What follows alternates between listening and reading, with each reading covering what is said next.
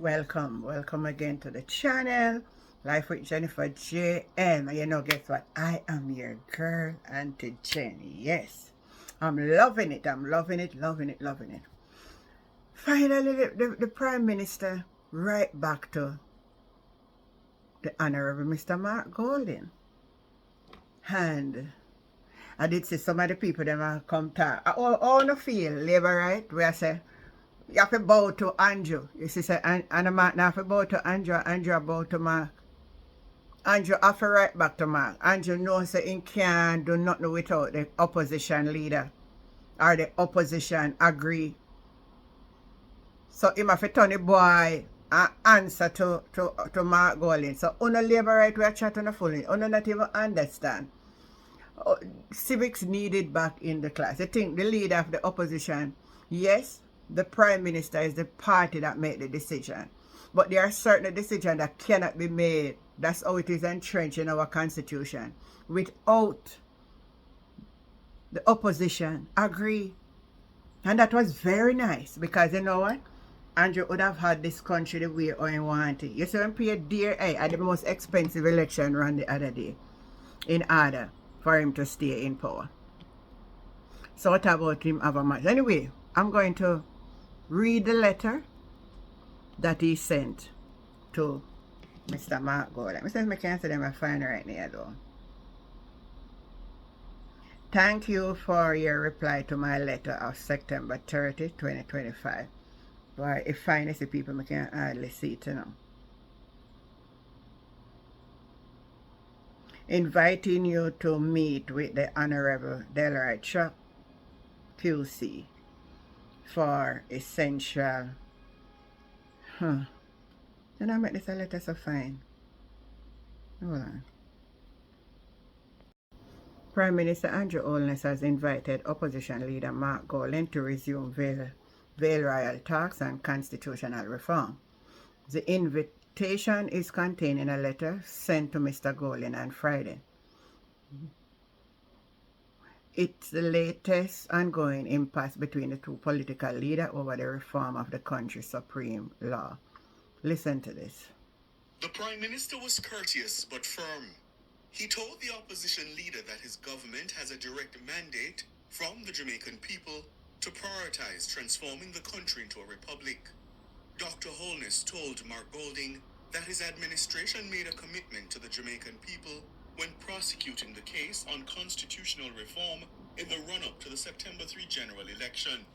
He said that commitment is laid down in the JLP's election manifesto. The Prime Minister told the opposition leader that the Vale Royal talks have been useful in facilitating frank dialogue and principled compromise. He's proposing to Golding that they return to the talks in the hope of moving forward in a constructive manner. Dr. Holness says the government stands ready to coordinate the necessary logistics to facilitate those talks. But before extending the invitation for direct talks, Dr. Holness clarified his early invitation for Mr. Golding to meet with Constitutional Affairs Minister Delroy Chuck. The Prime Minister says that recognizing that Mr. Golding had assumed direct shadow oversight for the constitutional reform agenda, he thought it necessary for the portfolio minister to brief Golding and his team on the restructured ministry and portfolio responsibilities. According to Holness, he thought it was respectful to extend an invitation, which was then backed by a letter from Chuck. The Prime Minister says that meeting was a preliminary one and was not intended to be a substitute for a direct meeting between himself and Mr. Golding. The Prime Minister also used his letter to outline to Mr. Golding the history of what he described as a departure from the understanding that they would work together in good faith to achieve republic status. Mr. Holness said it was always the initial understanding that the leaders would address the matter of the final court in a subsequent phase of the reform process. None of fears business. Holness all but accused Golding of changing the nature of their agreements on constitutional reform at the late stage by insisting that the transition towards a republic be twinned with acceptance of the appellate jurisdiction of the Caribbean Court of Justice. This latest letter follows Mr. Golding's own missive to the Prime Minister, in which he rebuffed Holness's invitation to meet with the Constitutional Affairs Minister on the way forward. Golding had issued a call for a direct meeting between himself and Holness on the matter. Ricardo Brooks for Nationwide News. Alright. My put to it is this.